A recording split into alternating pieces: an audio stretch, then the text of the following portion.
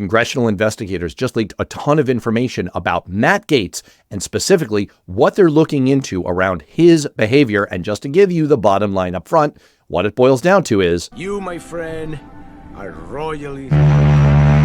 Let's first just give you a bit more detail about the new revelations, and then at the end, I want to take a quick look at why this is a sign of the exploding MAGA death wrestling match that could turn into a big headache for Donald Trump. What we just learned is this. A rare and rather unusual statement from the House Ethics Committee about its investigation into Florida Congressman Matt Gaetz. The committee is reviewing allegations that Representative Matt Gaetz may have engaged in sexual misconduct and illicit drug use, accepted improper gifts, dispensed special privileges and favors to individuals with whom he had a personal relationship, and sought to obstruct government investigations of his conduct. I just want to point out that hearing from the Ethics Committee in this way in the middle of an investigation is really unusual. Republican insiders have confirmed that this is really never done. And what's going on is that since Matt Gaetz has been popping off at them for a long time, this is basically their way of saying, F you. What should really have Matt Gaetz sweating bullets is that the Ethics Committee isn't just making statements,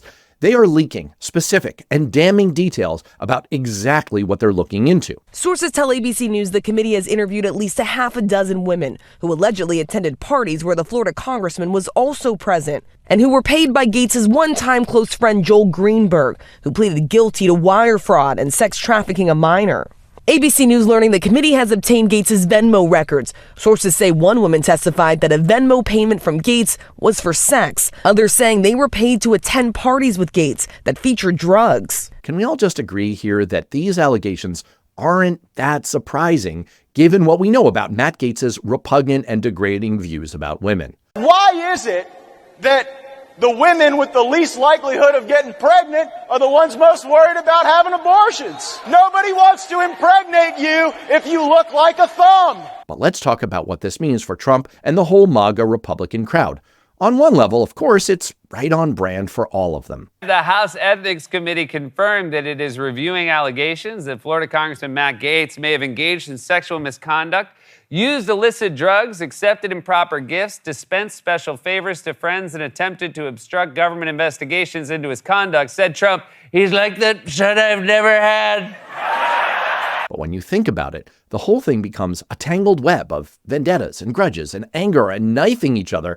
And I know the story begins to sound a little complicated, like one of those tales from the movie Ant-Man. So I asked Ignacio, the badass, tell the stupefied writer chick to tell you, to tell me, because I'm tight with that man, that he's looking for him? It's not that bad. Basically, Matt Gaetz was at war with Kevin McCarthy when McCarthy was the House Speaker, because McCarthy stabbed Donald Trump in the back. Kevin tells rich liberal rhino mega donors he needs their money so he can block Donald Trump's candidates. But this week, he was caught promising Liz Cheney he'd tell Donald Trump to resign. Is there any chance that he might resign? Is there any reason to think that might happen? I'm seriously thinking of having that conversation with him tonight. And after some awkward standoffs, including this one on the House floor, Gaetz engineered McCarthy getting booted out of the House speakership. Then Trump realized that all of this chaos was actually really bad for the only person Trump cares about, Trump.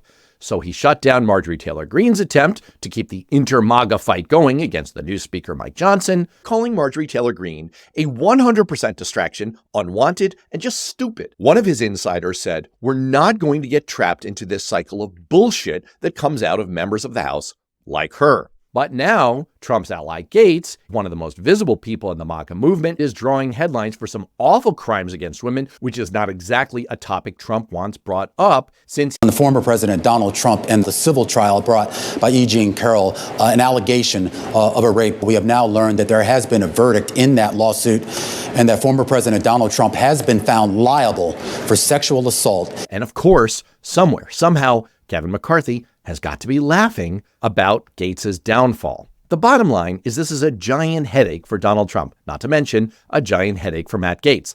And given the size of Matt Gaetz's head, he'll be crying himself to sleep tonight on his huge pillow.